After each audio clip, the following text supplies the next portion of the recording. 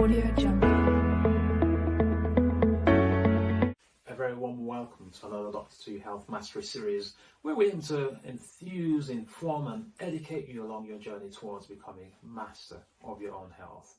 Remember, nothing said here is a substitute for speaking to your physician, your GP, your doctor, about your particular circumstance. What I want to talk to you about today is a very common condition called hiccups, with that characteristic sound. Well, what causes hiccups? Hiccups occur when you get a sudden contraction of the muscles that help us to take in breath into our lungs, so your inspiratory muscles. That causes a rush of air into the lungs and a sudden snap, closing sound of the back of our throat at the top of the airway called the glottis. So that closes suddenly and that gives it that characteristic sound. Now, hiccups can be quite annoying. I'm sure most of us have experienced it at some time in our life. And we divide it into acute, chronic and intractable, sort of long-standing hiccups. Most of us have probably had acute hiccups. This is when it lasts for several hours and up to 2 days. Okay. Now, when hiccups go on for more than 2 days, up to a month, we call that chronic hiccups. There are some people who have persistent hiccups that can last for months and months and even years, and I've had patients with that, and it's the most annoying symptom. Annoying for the patient as well as for the doctor sometimes, because it can be quite tricky and challenging to manage when it's intractable. How common is hiccups? It is a very, very common condition, especially the acute hiccup that lasts perhaps several minutes to several hours. It affects people across all ages equally, but men are 4 times as affected compared to women. Now, in people with advanced cancer, 9% of them are found to have hiccups, and about 20% of patients with Parkinson's disease also have hiccups. What has also been found is that relative to people without hiccups, 10% of those with hiccups tend to have acid reflux. That's the regurgitation of acid from your stomach up your gullet, compared to 3% of people without hiccups. Let's talk about the management or treatment of hiccups.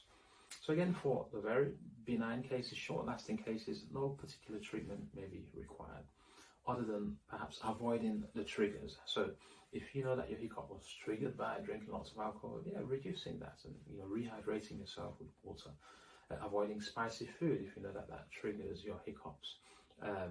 Some people, it's sort of exposing themselves to very cold air, so trying to reduce your exposure as much as possible may well help your hiccups.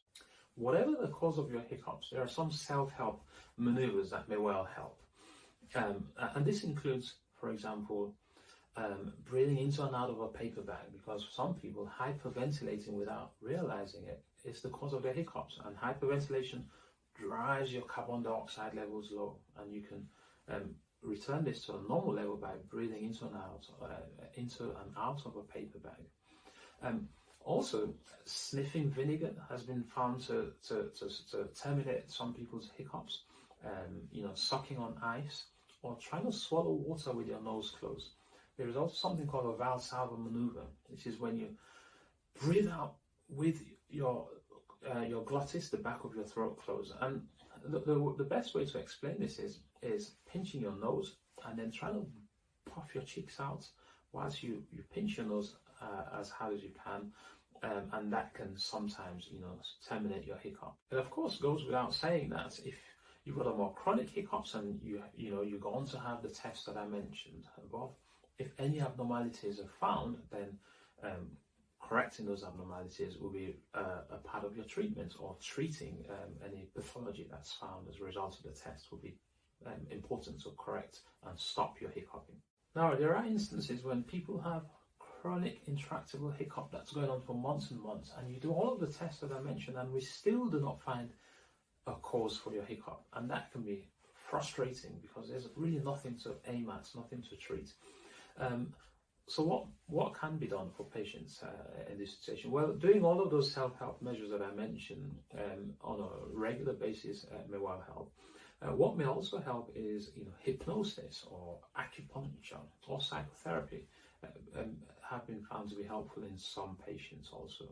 There are times when you've done all those things and your hiccup still carries on, and there may be a need to prescribe specialist medications to help with your hiccups. These are not done lightly because they have side effects, and it's really only considered on a last resort basis. Some patients, additionally, in very severe cases of hiccups that's really disrupting their lives, might require surgery to interrupt the nerve that supplies the diaphragm. It's called the phrenic nerve. But again, these are not something that are done lightly, so it wouldn't be the first thing that your doctor will be thinking about if you present with hiccups. Let's talk about the prognosis of hiccups.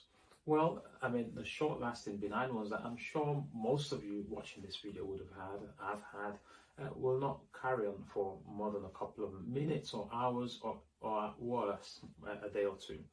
Now, for the more chronic intractable hiccup, that can be very annoying. If an underlying cause is found, that's great, because we can correct that underlying cause, we can treat that pathology, and that can help you recover from your hiccup. Sometimes, and no underlying cause is found, and it can be very difficult. I have patients who've had hiccups going on for years. Sometimes it can suddenly stop. It may stop for a few weeks, for a few months, and then restart again, and it can be really difficult for the patients and for the doctor, because there's really no satisfaction in managing a condition like that when it almost can appear as if nothing can be done. There are some important complications with long-term hiccups that's worth bearing in mind. It can interfere with your sleep, your quality of life, can interfere with your ability to eat, for example. Hiccups can also impact on you psychologically and interfere with your social interaction. It can affect your the amount that you're able to eat at once, and in some patients can cause malnutrition. In other patients, it can actually cause abnormal heart rhythm, abnormal heartbeats that can be detrimental to the patients because of repetitive, forceful contraction of the diaphragm, which again lies very close to your heart.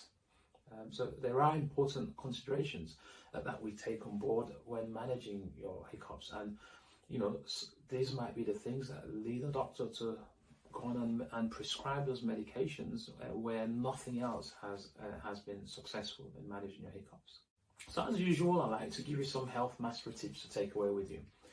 Hiccups are very common. Most of the time, thankfully, they don't go on for more than a few minutes, hours, or at worst, more than a day or two. Now, what's really important is if it's going on for longer than 48 hours, don't sit on it. See your doctor, speak to your GP, because it may be suggestive that you have an underlying medical condition that needs to be diagnosed early, so that it can be treated and help, one, relieve you of your hiccup, but also prevent you of potential further complications down the line from not treating the underlying condition. So seek help early when in doubt. Seek help early when your hiccups is going on for longer than 48 hours. Also, make use of the self-help measures that I discussed earlier.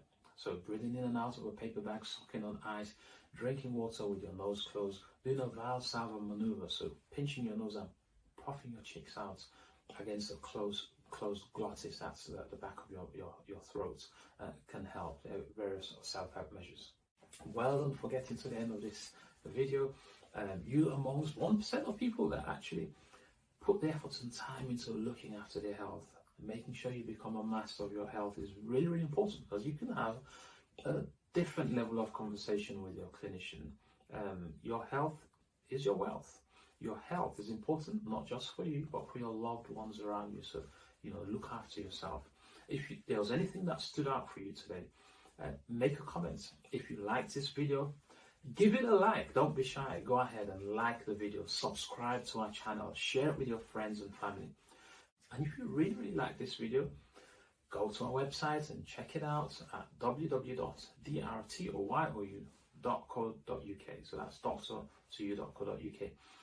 Have a browse, look at our products. You can request blood tests without needing to see a clinician, but a doctor always looks at the results before it gets back out to you.